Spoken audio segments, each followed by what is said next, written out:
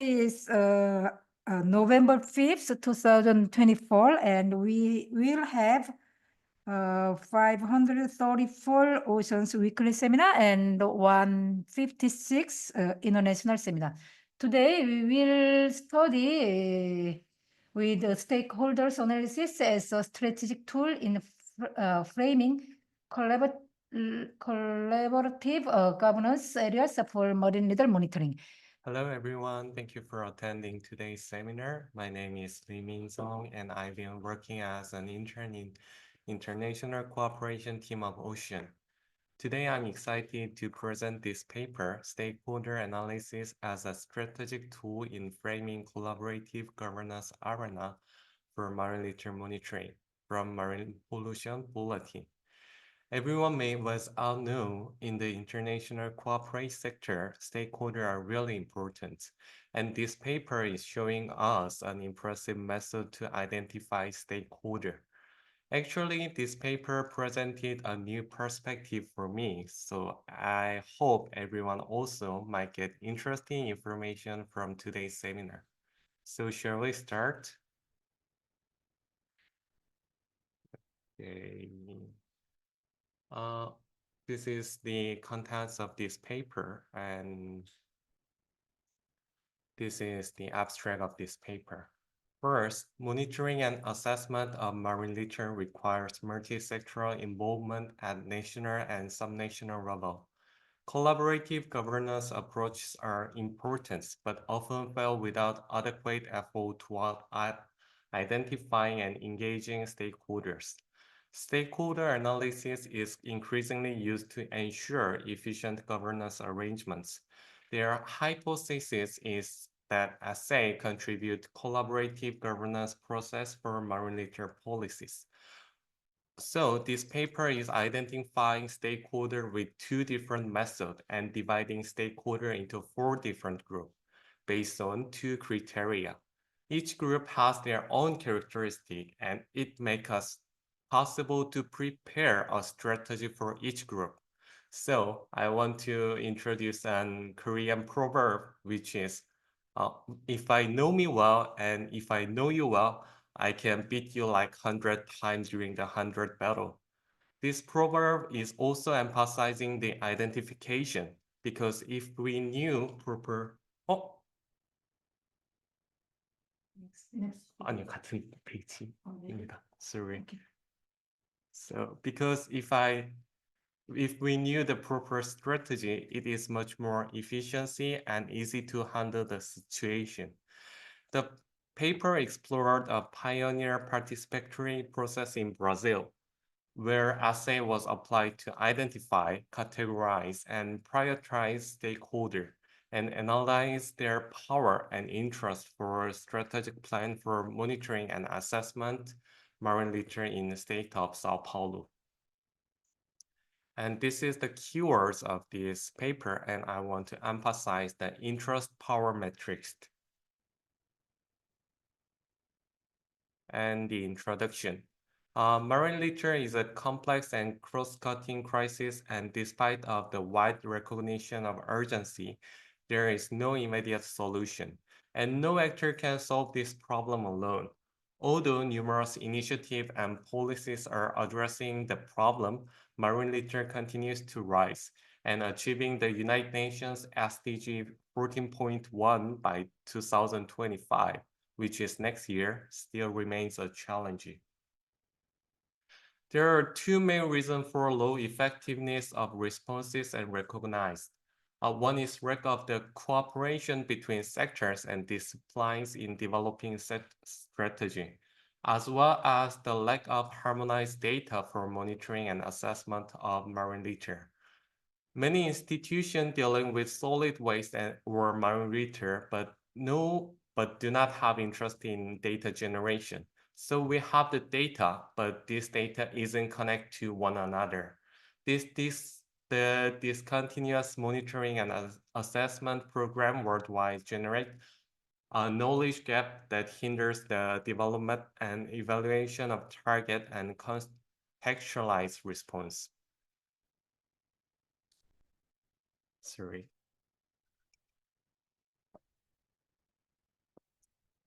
For a comprehensive understanding and evaluation of the issue, marine litter monitoring should encompass the entire supply chain and the flow of material until they reach the ocean, from the early stage of waste production to its final destination in environments.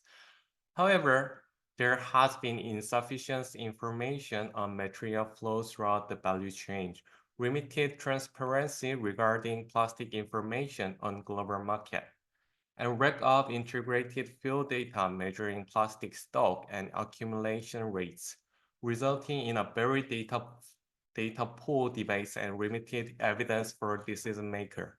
To fill this gap, multi-sectoral collaboration involving all entities working across the entire life cycle of marine litter has been advocated worldwide at both national and subnational scales.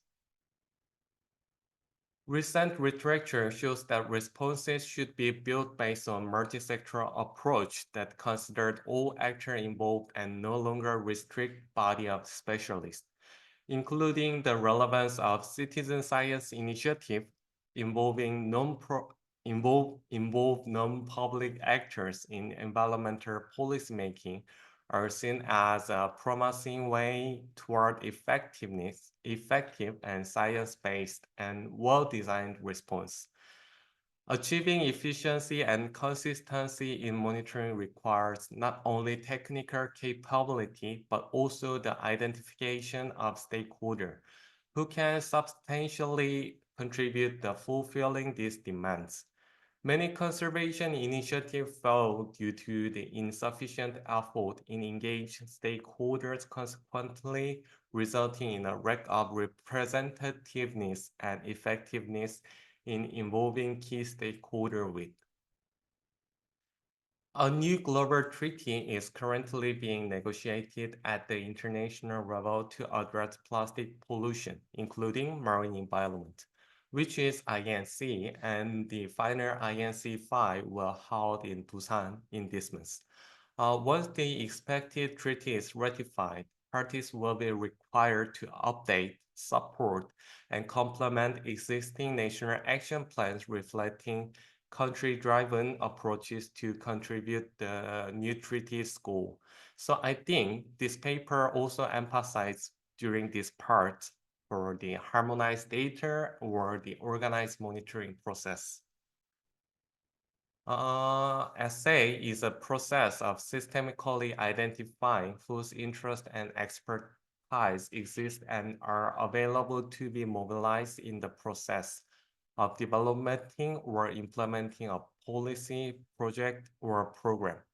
Therefore, it generates knowledge about actors in order to understand their influence and results they bring to foster decision making.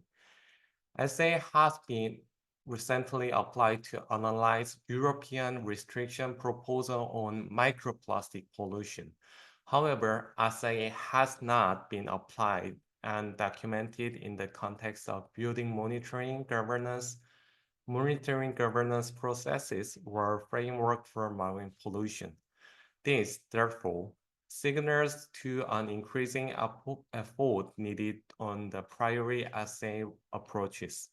This is especially relevant for marine litter monitoring and assessment, which comprise a very specific and particular set of stakeholders. From a global perspective, there are leading organizations playing the role of gathering and coordinating all relevant stakeholders working in marine litter prevention and management to enhance cooperation and build integrated action, such as UNEP's Regional Sea Program, like COP-C or NAPA. However, UN Environment's Regional Sea Program are still absent in part of the world ocean, such as Southwestern Atlantic, which represent a huge gap to the Global South Coordination joint effort on the monitoring, assessment, and combat litter pollution. Such a gap is utmost important since it compromises the production of indicator in an organized and harmonized way, which is relevant to inform on global advance in SDG 14.1. For example, why institutional coordination and leadership is important to facilitate multi-sectoral stakeholder involvement from a regional perspective of Southwestern Atlantic. There are no reading organizations conducting or carrying out ways to identify and engage the stakeholder in the issue of marine litter. Brazil is one of those nation working a coordinating body to advance on the adaptation of integrated approach such as regional seed programs. While working regional coordination, Brazil launched its national plan to combat marine litter in 2019. Although it represents a significant public policy milestone, it also presents a national coordination gap as it failed in providing an operation strategy for overcoming data and monitoring limitation and promoting integrated sector. This situation set the stage for a subnational collaborative governance process in Brazil to create a public policy for marine litter monitoring in Sao Paulo. Organized by a state agency in former partnership with academia, the initiative resulted in the strategic plan for monitoring and assessment of marine litter, which provide a strong theoretical foundation and transparency in decision making. This study presents the process of building and implementing on priority stage to identify, categorize, prioritize, and further analyze the relevant multi-sectoral within the scope of marine litter and solid waste management. So the ultimate goal of the Sao Paulo project was to formalize a stakeholder network and establish a communication channel between science and management, promoting interaction between relevant actors to design an evidence-based and effective plan for monitoring marine litter. So this is the process, but because of the time limit and I will gonna explain it later, so I think we can skip this page. And this is the method. A stakeholder analysis was carried out considering a priori identification, categorization, and prioritization of stakeholder, and a posteriori approach in relation to the collaborative policymaking process of the strategic plan for monitoring and assessment of marine litter. Stakeholder mapping comprised the first three steps and was performed a priori to define the optimal stakeholder assemblage to join the process. The final step, analysis of interest and power, was performed a posteriori, which was methodologically adaptation to subsidize a comprehensive understanding of stakeholder based on their participation throughout the process. First is identification. To select stakeholder effectively, they applied both top-down and bottom-up method. This involved expert consultation, which is top-down, and snowball sampling, which is bottom-up. In essay, consulting experts in a focus group help address complex issues, especially when system boundaries are unclear. Brainstorming session with specialists in solid waste and marine litter identify stakeholder for marine litter monitoring policies. Since some of these stakeholders were already engaged with others, they endorse additional stakeholders through snowball sampling, mapping stakeholders through the existing one. This method intensively identified all relevant actors, including those less familiar with the issue, ensuring a realistic sample. All identified stakeholders receive a questionnaire by email to suggest others for the policymaking process, with responses accepted for 45 days. Newly identified stakeholders were also contacted and given the questionnaire, Non-respondents receive a follow-up phone call to confirm their contact detail. Second, stakeholders were categorized by sector, like public, private, third sector organization, academia, and civil society. Following the criteria in this figure, this categorization clarified the balance, presence, and participation of different sectors. Next, stakeholders were prioritized based on their relationship to marine litter data in Sao Paulo. Those with an established or high potential to produce, host, or share data were marked as priority. Others were non-priority.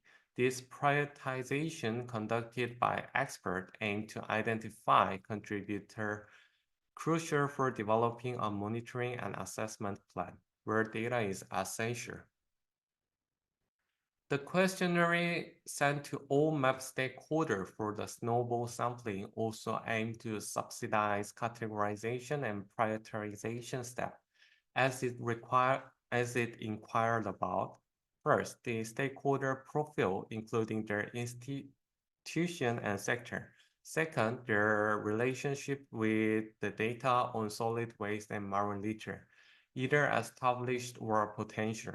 This way, the step of categorizing and prioritization were also partially done through the validation process by the stakeholder themselves. Stakeholders that did not respond to questionnaire were categorized and prioritized solely by the group of experts. The interest and power matrix is common tool used to categorize stakeholders based on their relative level of interest and power over the participatory dialogue on a given issue or policy setting. Is helpful for managing stakeholders effectively. The regular matrix has two dimensions, which are used to group stakeholders into four categories as shown in this figure. Let me just explain. The first one is player, high interest and high power. These are key stakeholders who should be engaged regularly and consulted in all steps of the participatory process. Second is subject, low power but high interest. They should be involved in their areas of interest and provided with way to increase their influence over the issue. Third is crowd and low power and low interest either. The stakeholders should be continuously informed and monitoring. And the fourth, context sector, stakeholder with high power but no direct interest in the specific issue. They can influence the future of the participatory process and the overall context. Therefore, should be kept satisfied in their needs, consulted, and informed.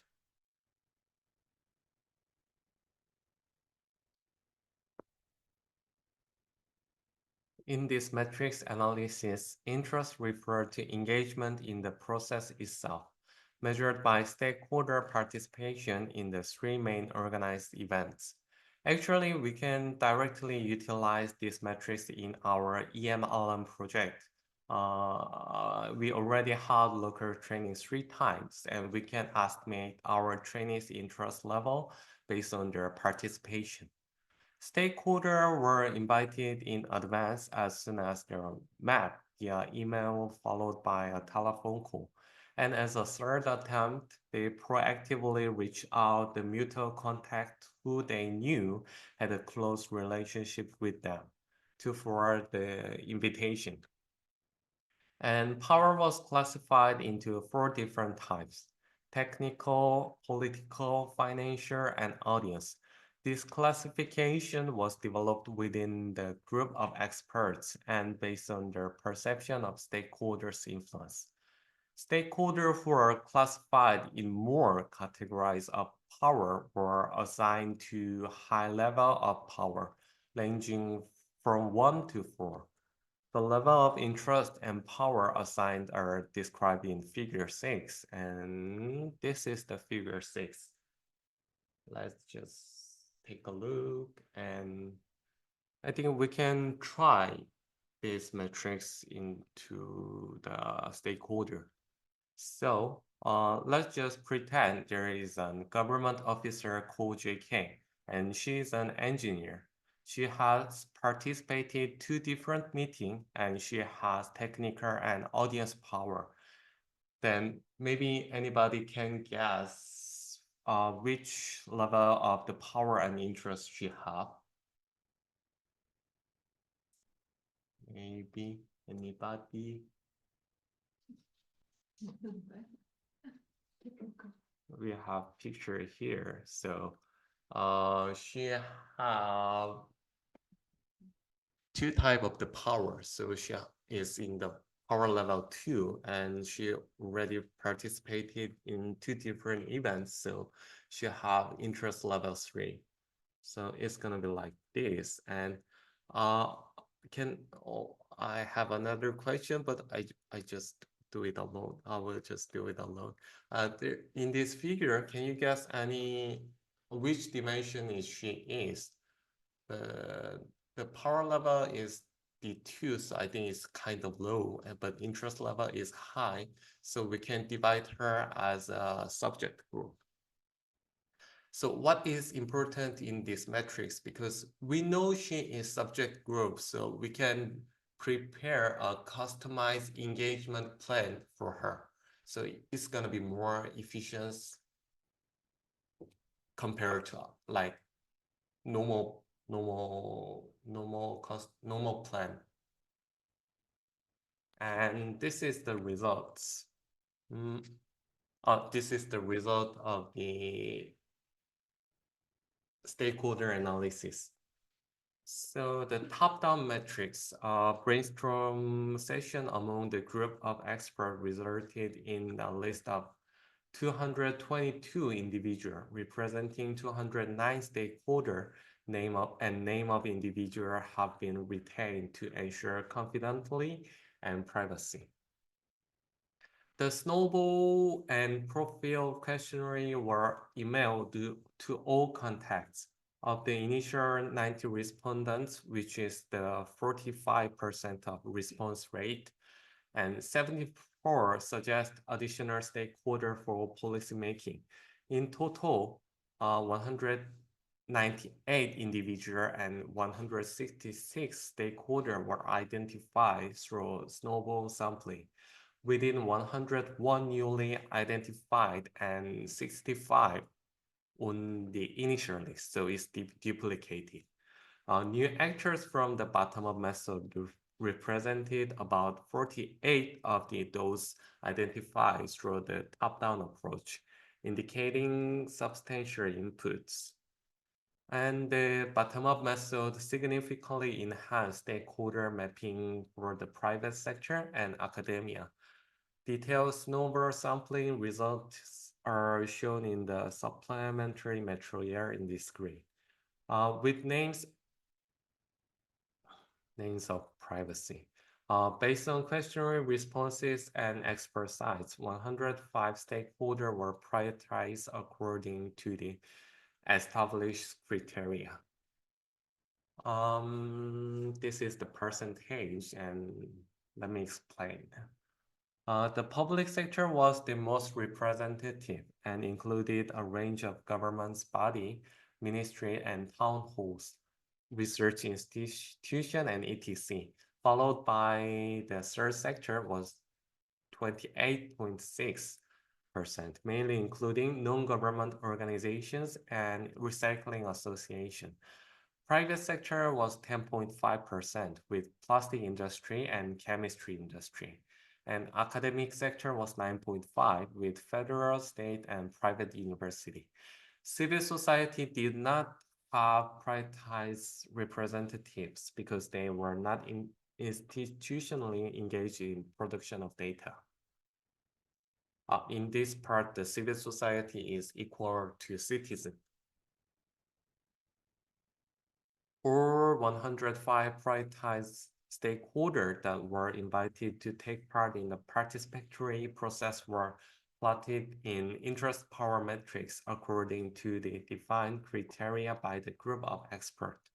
Regarding stakeholder interest, 42 of the prioritized stakeholders showed zero interest, as they did not participate in any stage of the process, while 16% showed a higher interest level, attending all three events. The intermediate level was 11% for one event's interest and 30% for two events.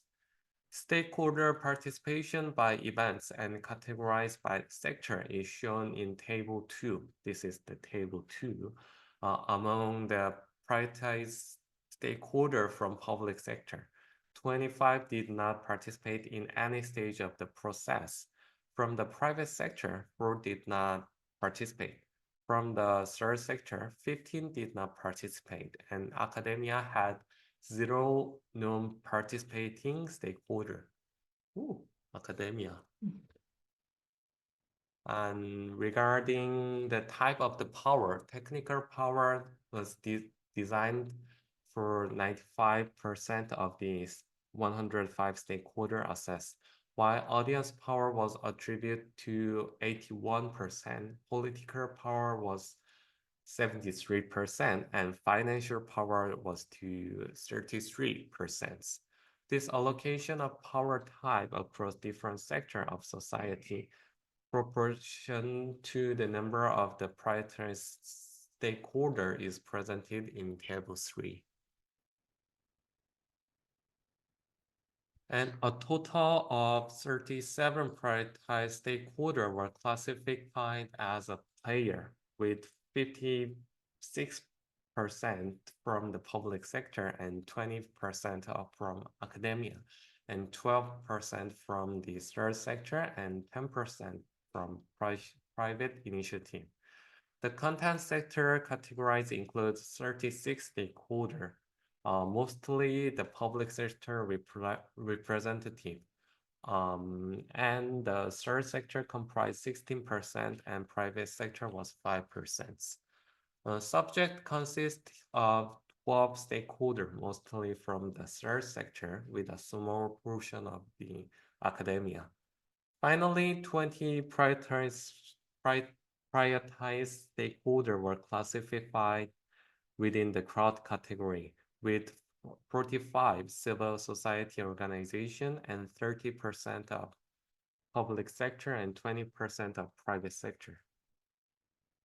Finally, the conclusion and the discussion. This paper has a lot of discussion, so I summarize it as much as I could. So this is discussion 1, mainly talking about the combining top-down and bottom-up approach.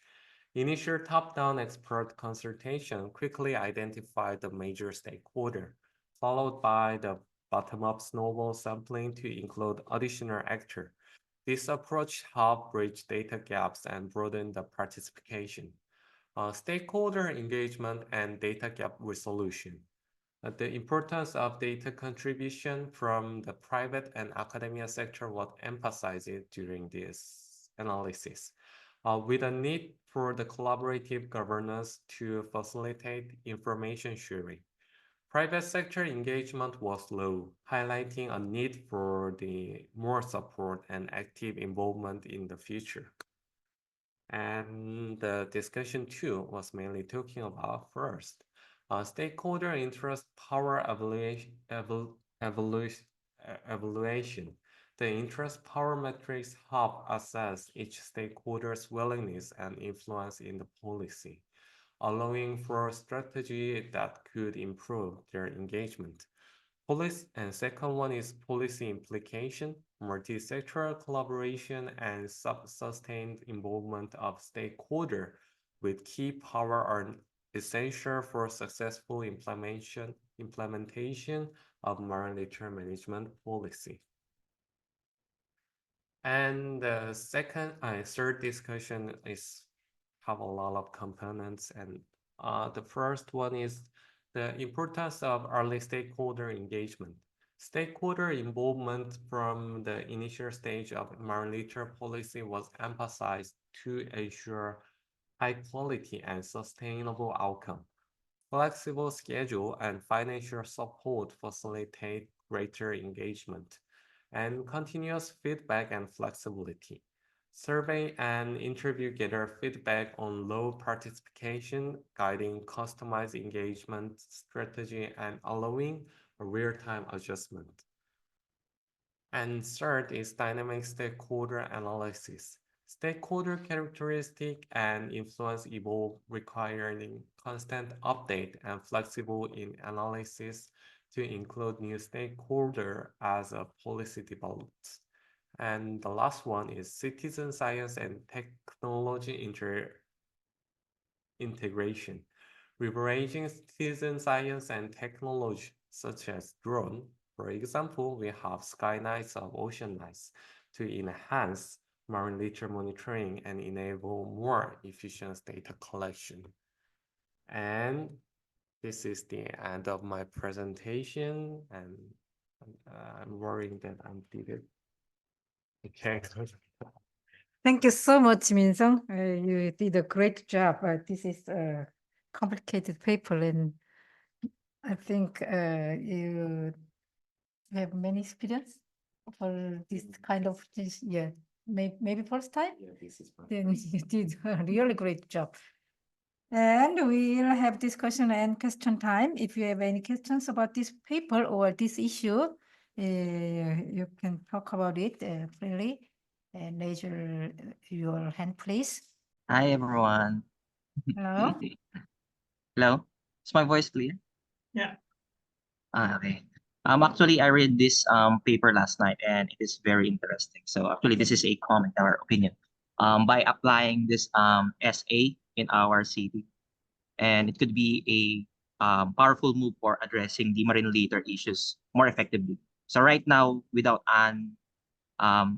a SA framework, the city's efforts might be somewhat fragmented, or as there's no systematic way to identify and engage all relevant stakeholders in marine litter monitoring and even cleanup. So, and also the SA would possibly bring structure to these efforts by mapping out who holds influence and interest in the community, from government departments to local businesses, schools, and also even the NGOs.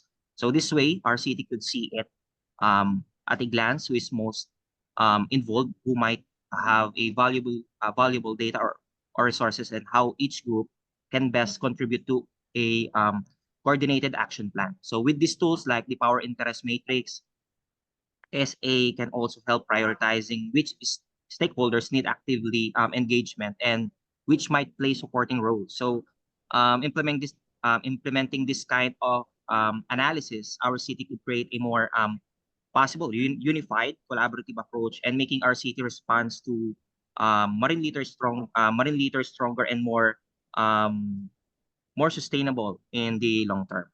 So that's it. Thank you. Thank you for your opinion. And as Min-sung said, we can apply this approach to ELML. And Yes. What is EML? ELML, enhancement of marine litter management in Manila Bay. Okay, and then we'll study more about this approach. And we did a similar approach in workshop, like I don't remember. I think Jung-myung can say about it. And other opinions or questions about this paper or this issue?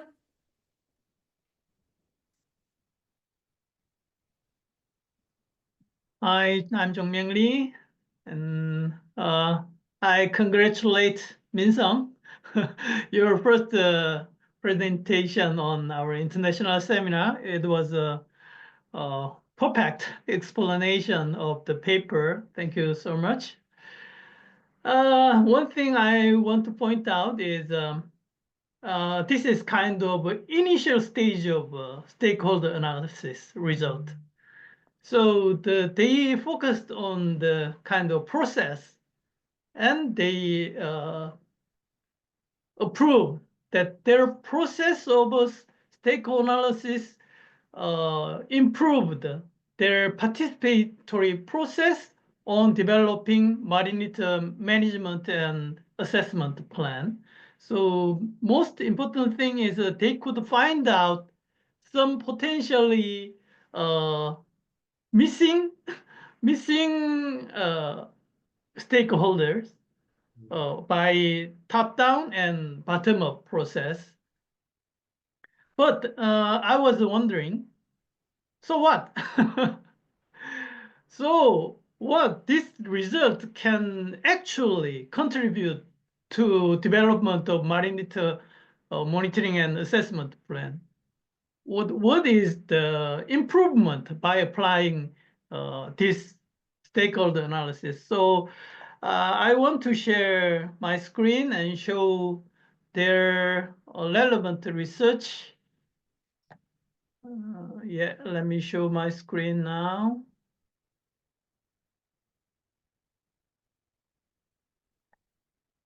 Can you see my screen? Not yet. You can see it. Yeah. Another paper they did not publish but prepared was this kind of network analysis on, sorry. Can you see this paper? Yes. Yeah, based on the questionnaire on social network analysis on the participants or the stakeholders in this process, they analyze the network type of the interaction between stakeholders in this process. So they analyze the centrality or density, other things based on the questionnaire result. So they could generate this kind of stakeholder interaction map, and then we can understand what kind of institutions are playing role among the stakeholders, and we can find out most relevant stakeholders or most important institutions in planning, monitoring, and assessment of marine litter in São Paulo. We can see various kind of maps. But still, we have to find out what can we do with this result. So I want to show our stakeholder analysis map. I could not change it to English, but this is the result of our stakeholder network mapping on recreational fishing debris policy development. So we allocated stakeholders on importance and power grid, and we made a interaction line, and what kind of action they can do to each of stakeholders. So by identifying this interaction, we can develop intervention. What kind of intervention we can apply for each stakeholder group? This kind of approach can contribute to develop concrete policy options or develop intervention strategy for each issue and for each stakeholder group. That's what I want to share. Thank you. Thank you, Jong-myung. As far as understanding of this paper, it identified the stakeholders and their importance and power. So with this analysis, later we can we can analyze their role and their interaction. So, as Jong-myung said, this is the initial stage of the identify stakeholders and their powers, and we can find who's missing and who's important actor and the kind of thing. And later on, we can develop more with this analysis. I understood, right? Yeah. And other opinions? Sunny? Thank you, Chair. This is Sunny of our COV Station Network. Thank you very much for presenting this interesting paper, and it was very great to learn the methodology. While reading this paper, I thought it'd be reproducible because it presented the stakeholder analysis process in detail. Like Jong-myung introduced, we use similar approach to understand the stakeholders of major target pollution items in Korea, like 10-to-1 campaign. So this was a great help in understanding this approach. However, on the other hand, regarding the application of this method to marine litter monitoring, I just questioned whether it was worth putting in so much effort to identify stakeholders. I think it might have overdone it. So, like Jong-myung said, so what after analyzing the stakeholders? So I think marine litter monitoring doesn't need that kind of detailed approach to identify the stakeholders. It doesn't need various range of stakeholders. But when you think about the develop a strategy of some specific or major pollution in marine litter issue, that can be reasonable. That's what I want to say. Thank you. Thank you, Sonny, for your opinion. And any volunteers to express your opinions and questions? This is a hollow comment on Sunny's comment. I wanted to understand the detail of their monitoring and assessment plan of Sao Paulo marine litter monitoring, but I could not find the original document. But my understanding is their monitoring and assessment is a kind of policy evaluation plan, not just the field survey. It is focusing on the generation and dispose and waste management and the distribution of marine litter in Sao Paulo. So this whole process evaluation need various kind of information from various stakeholders. So they need participation from stakeholders, and so they applied this complex process for developing their monitoring and evaluation plan. Thank you. And I just wondering, I saw early papers, I mean the 2010, they produced a marine litter monitoring paper on beaches, but recently I couldn't find their monitoring efforts, so I'm wondering about it because it's this with monitoring, marine litter monitoring, so. You mean they focus on the policy evaluation from the monitoring? Maybe. Including policy evaluation. Okay, thank you. And I think we have enough discussion time, and we'll decide December's. May I Okay, just do the following? okay, Min-sang. I agree that we need extra effort for the stakeholder analysis, but because I just thought we can utilize in our enhancing marine litter management project in Manila Bay or other foster project.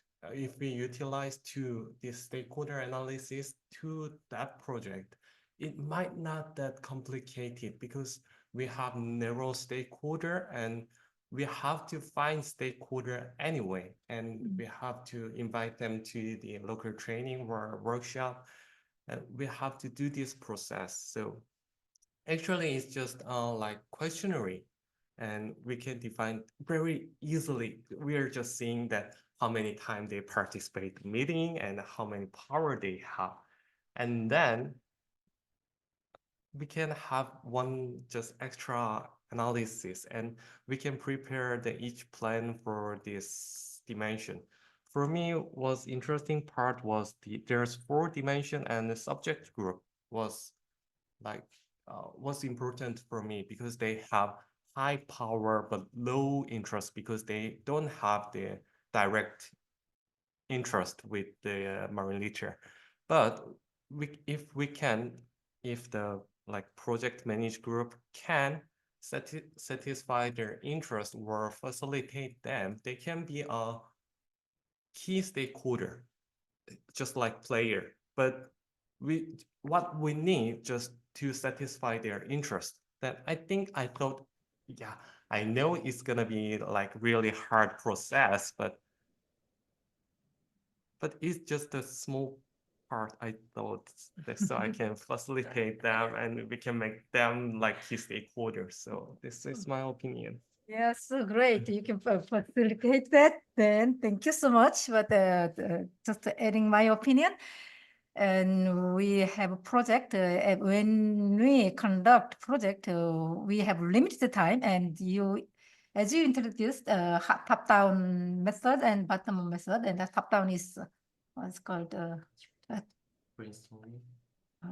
and it is efficient for the time, and they recruit people and doing some this kind of analysis, and the bottom of is time consuming, and we have to find who is participant and classify them, and this is kind of priority investigation, but actually when we conduct some project, we have to find participant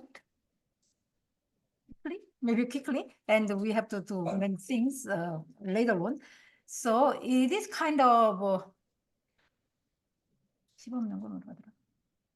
a pilot study. We have to pilot study with this kind of thing before actual project, for example, ELML project, and let me imagine, we find participant people conducting that, and we can use the information about this analysis to the actual project. So, I mean, if we want to do this kind of thing, we have to spend our time and money and to real project. Yeah, this I idea agree. I happened to agree. me just before. I agree with you, Jong-soo. But Min-sung, just to point out the most important implication of this paper. This paper can be used at just Min-sung said. That is the most important thing from this paper. Yeah. Thank you for your opinion and your point. I actually additional. Actually, I agree with Hosinim. Regarding on the downside. Actually, I have additional downside. Other than the paper does not clearly demonstrate how the stakeholder analysis will directly result in measurable reduction in marine litter. and it will be a possible leaving a gap between the analysis and action. So my additional downside is the analysis assumes that the stakeholder interests and influence are static, and while in reality, in the context in our city, they may change over time, especially in response to the new possible policies or environmental shifts. And it presumes that all identified stakeholders will be willing and able to participate, which might not hold true in areas where stakeholders are overburdened or lack of resources. I think that's. Thank you. Thank you. I also want to express my thank you to Min Song. I think your presentation is very comprehensive and clear to understand. Although I don't have a further opinion on this paper, but I think the stakeholder analysis is a great tool for us to understand more about the what's the local community's thinking, and it can also help us to do further policy making. Thank you. Okay, then I think we have enough discussion time. Thank you for participating in this seminar. Thank you so much, and see you next time. Bye-bye.